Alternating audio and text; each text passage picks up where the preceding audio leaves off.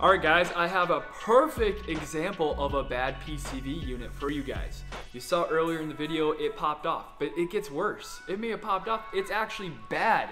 How to verify that? Let's show you real quick. Start your car up, make sure it's warm, idling. Let's go from there.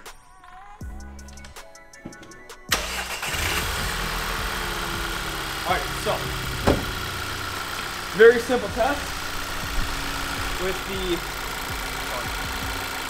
oil cap's on. And when I say slow, you're gonna go very slow. All right, see that? There's no suction on this cap.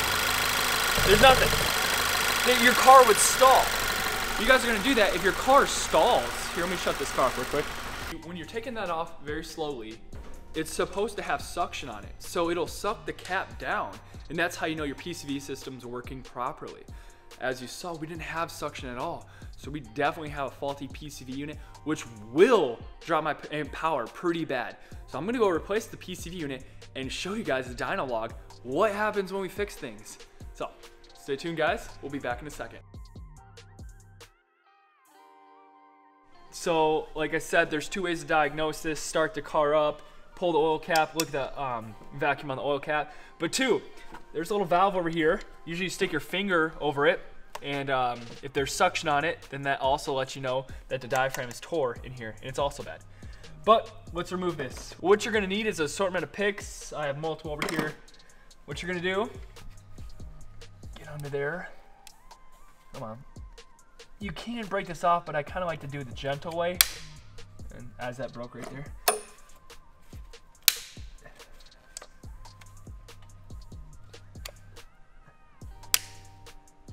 I'm gonna break it, to be honest with you guys.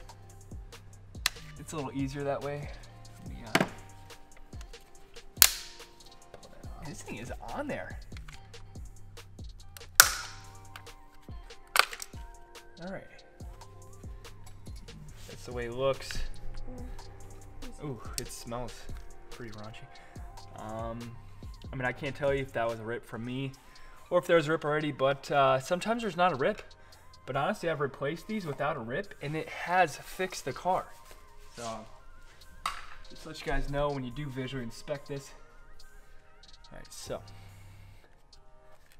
line this thing up like that.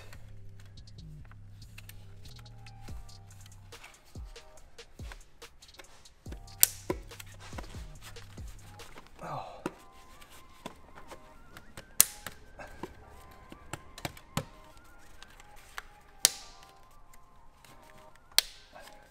Guys, just make sure that all these clips have fully seated.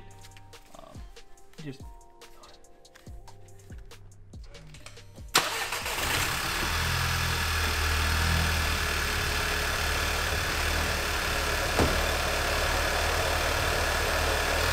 as you guys can tell, this is the cold start misfire I'm talking about.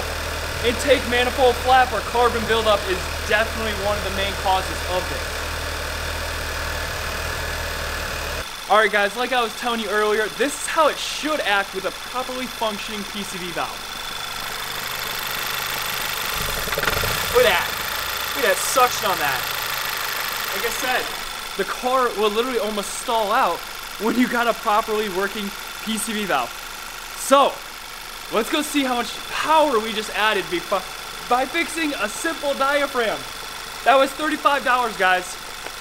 Don't pay that $130 when they want you to do the whole thing. It's usually not the whole thing, it's that top piece. Let's go put it to the test on the dyno.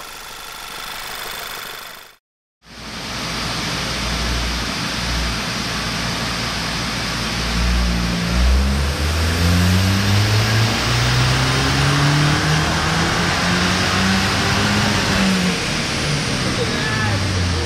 I'm telling you guys, the PCV valve is power. Look at that.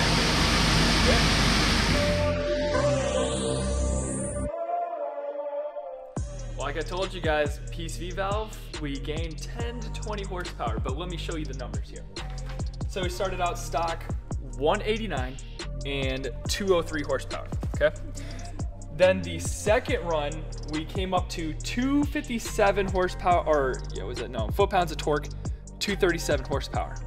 Now, the last final run, after we replaced the PCV, you guys saw the whole thing.